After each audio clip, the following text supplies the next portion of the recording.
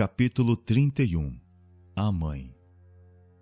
O que são os pais, em grande parte, hão de ser os filhos.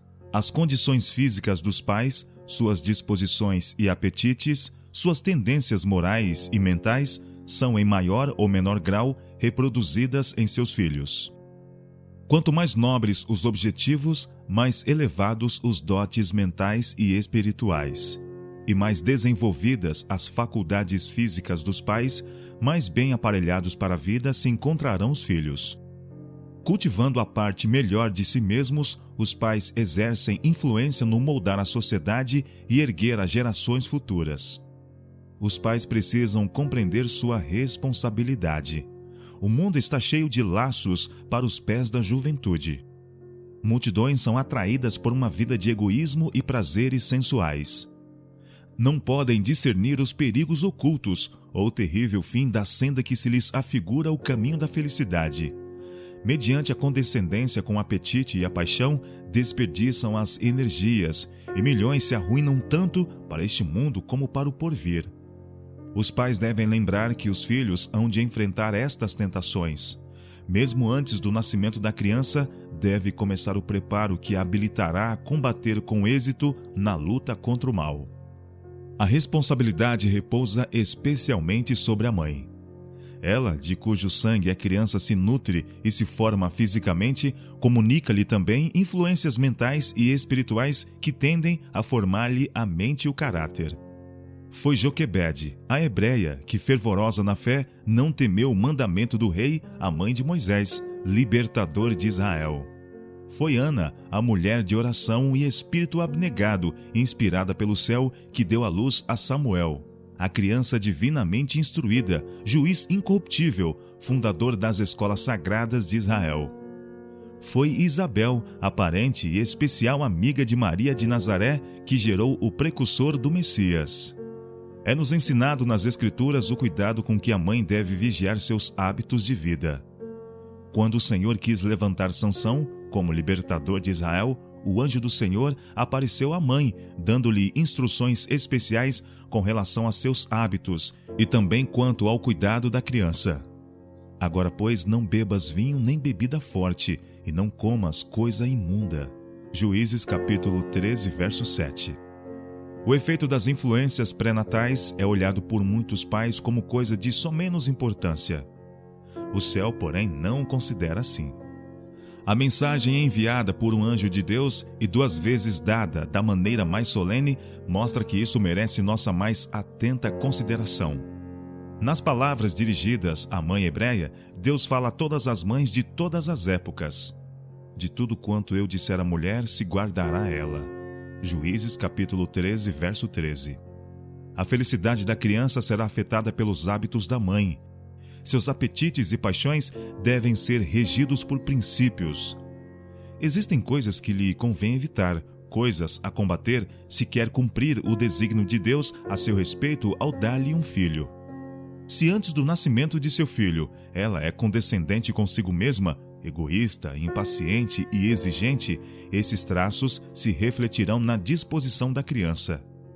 Assim, muitas crianças têm recebido como herança, quase invencíveis, tendências para o mal. Mas, se a mãe se firma, sem reservas, nos retos princípios, se é temperante e abnegada, bondosa, amável e esquecida de si mesma, ela pode transmitir ao filho os mesmos traços de caráter. Muito explícita foi a ordem que proibia o uso de vinho pela mãe.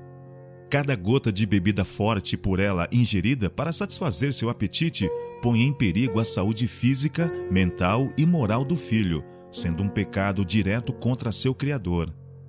Muitos aconselham insistentemente que todo o desejo da mãe seja satisfeito. Assim, se ela deseja qualquer artigo de alimentação, mesmo nocivo, deve satisfazer plenamente o apetite. Tal método é falso e pernicioso.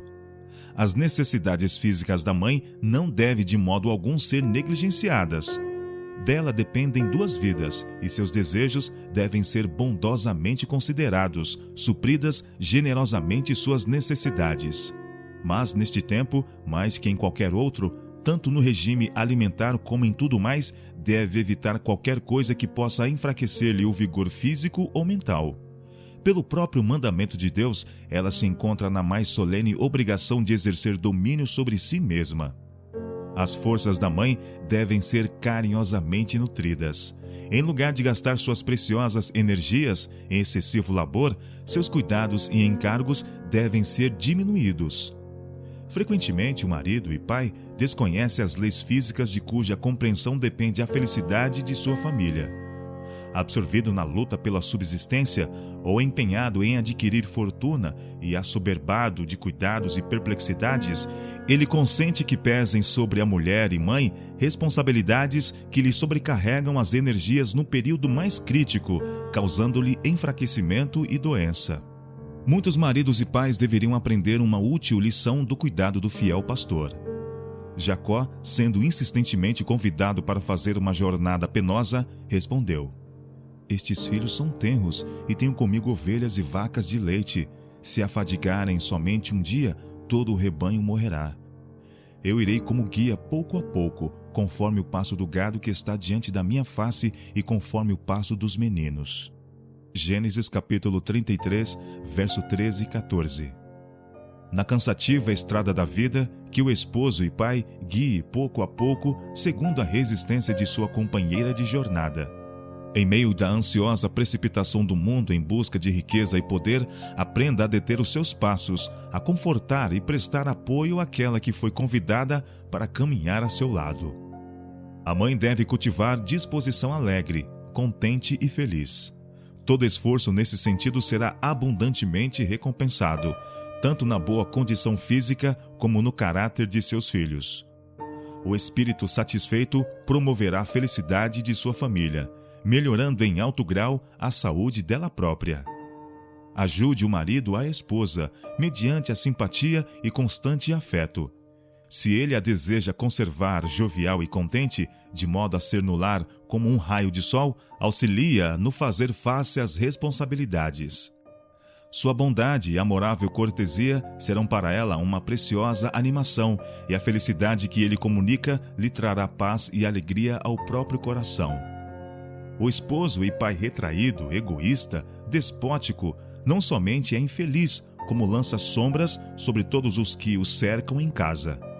Ele há de colher o resultado vendo a esposa desalentada e doentia, e os filhos manchados pelos desagradáveis traços de seu próprio caráter. Se a mãe fica sem o cuidado e conforto que lhe devem ser proporcionados, se esgota suas forças em trabalho excessivo ou por ansiedade e tristeza, seus filhos ficam carentes da força vital, da elasticidade mental e da jovialidade que poderiam herdar.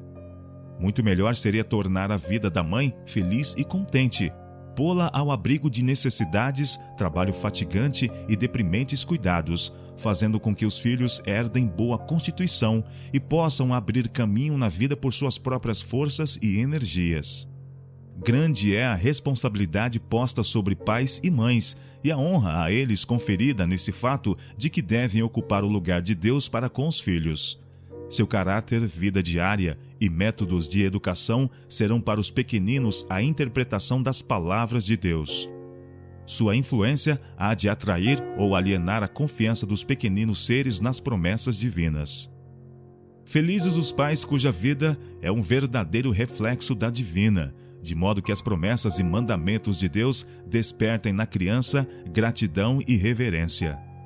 Os pais cuja ternura, justiça e longanimidade representam para a criança a longanimidade, a justiça e o amor de Deus, e que, ao ensinarem o filho a amá-lo, a neles confiar e obedecer-lhes, estão ensinando-o a amar o Pai do céu, a nele confiar e obedecer-lhe.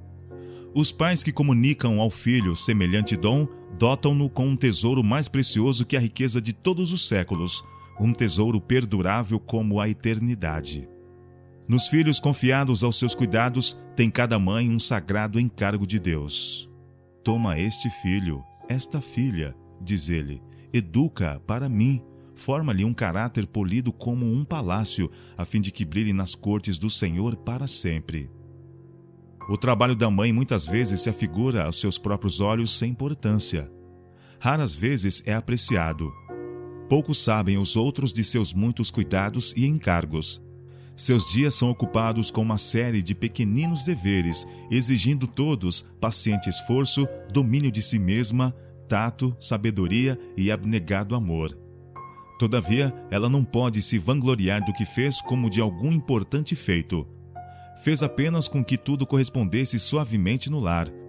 Muitas vezes fatigada e perplexa, esforçou-se por falar bondosamente às crianças, mantê-las ocupadas e satisfeitas, guiar os pequeninos pés no reto caminho. Sente que nada fez. Assim não é, entretanto. Anjos do céu observam a mãe, fatigada de cuidados, notando suas responsabilidades dia a dia. Seu nome pode não ser ouvido no mundo, acha-se, porém, escrito no livro da vida do Cordeiro. Existe um Deus em cima no céu, e a luz e glória de seu trono repousam sobre a fiel mãe, enquanto ela se esforça por educar os filhos para resistirem à influência do mal. Nenhuma outra obra pode se comparar à sua em importância. Ela não tem, como o artista, de pintar na tela uma bela forma, nem como o escultor de cinzelá-la no mármore. Não tem, como o escritor, de expressar um nobre pensamento em eloquentes palavras, nem como o músico de exprimir em melodia um belo sentimento. Cumpre-lhe, com o auxílio divino, gravar na alma humana a imagem de Deus. A mãe que sabe apreciar isso há de considerar as oportunidades que se lhe oferecem como inestimáveis.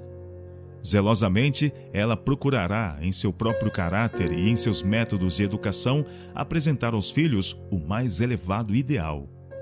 Com zelo, paciência e ânimo, desenvolverá suas aptidões, de modo que empregue devidamente as mais altas faculdades de sua inteligência na educação dos filhos. Há de inquirir com sinceridade a cada passo: que disse Deus? Estudará diligentemente sua palavra. Conservará os olhos fixos em Cristo, a fim de que sua vida diária, no humilde curso dos cuidados e deveres, seja um verdadeiro reflexo da única vida verdadeira.